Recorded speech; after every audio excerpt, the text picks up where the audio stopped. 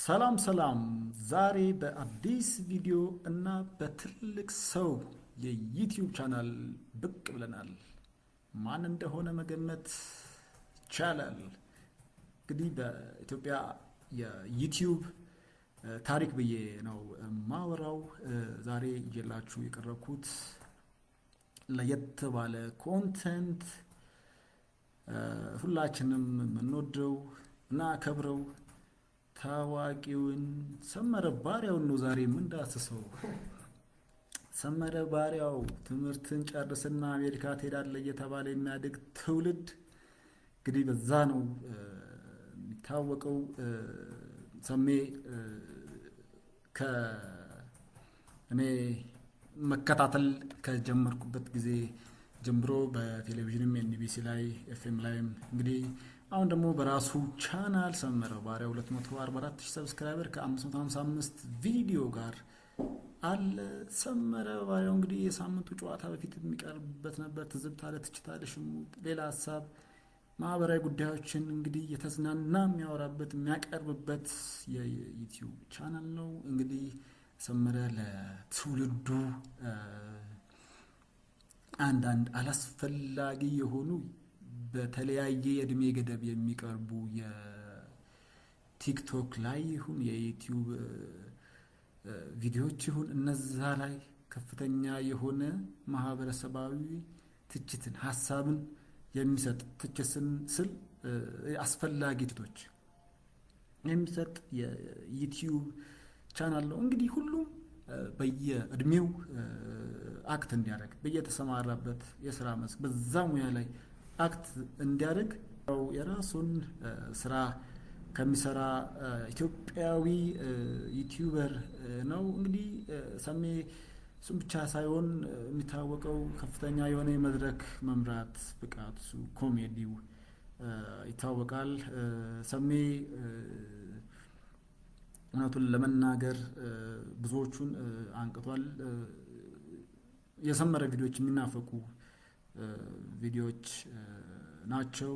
የራሱ የሆነ ተምኔል የራሱ የሆነ ታይትል አለው። ስፔሻሊ በቅርብ ጊዜ ምንድነው ስሙ ሪአክሽን ቪዲዮዎች ይሰራል። በእርግጥ እነዚህ ሪአክሽን ቪዲዮዎች ስንቶቹ ቲክቶክ ላይ የተለያዩ ሶሻል ሚዲያዎች ላይ የሚያቀርቧቸውን የተለያዩ የቪዲዮ ይዘቶችን በመተቸት አግባብነት እንደሌለው በመንገር ከማህበረሰቡ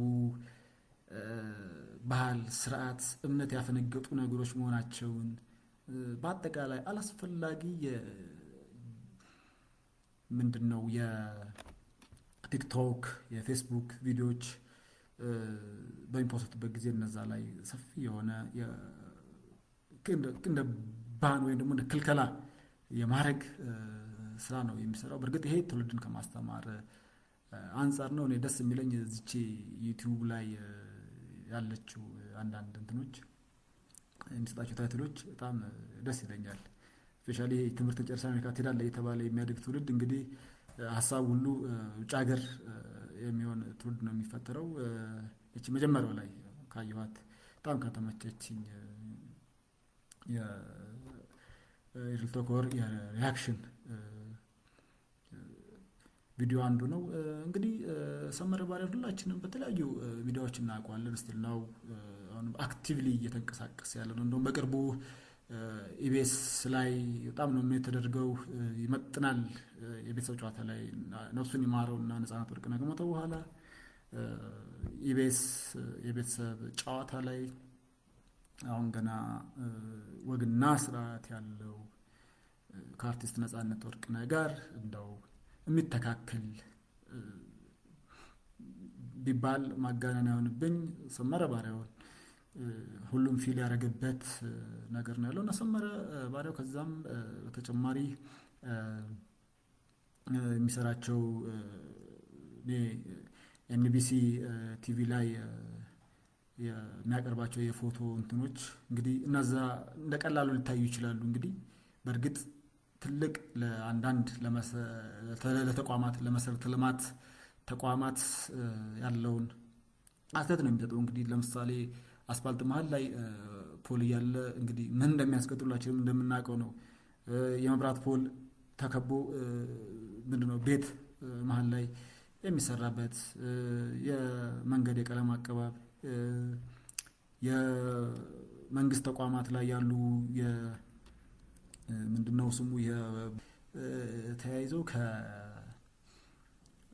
ምንድነው ከማህበራዊ ተቋማት ጋር ምን እንደሚጠበቅ ከቀበሌዎች ከትላልቅ ተቋማት የማይጠበቅ ነገሮች እነዛ ላይ ከፍተኛ የሆነ አስተያየት እየሰጠ ያም አስተያየት ተቀባይነት እያገኘ ምላሽም የተሰጠው ያለ ዩቲዩበር ነው። እንደሚታወቀው ከተለያዩ ቦታዎች ፎቶዎችን ላኩለታል በወቅቱ እነዛ ፎቶዎች ላይ አስተያየት ይሰጣል። ቶፕ 10 በሚለው የቴሌቪዥን የኤንቢሲ ላይ እንደሚታወቀው ቶፕ 10 ፎቶዎቹን እዛ እነሱ ላይ ሀሳቡን ይሰጣል።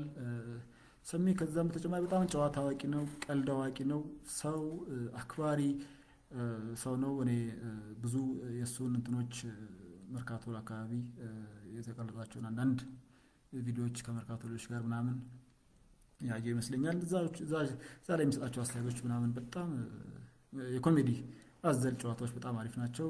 ጨዋታ አዋቂ ነው፣ ሰው አክባሪ ነው።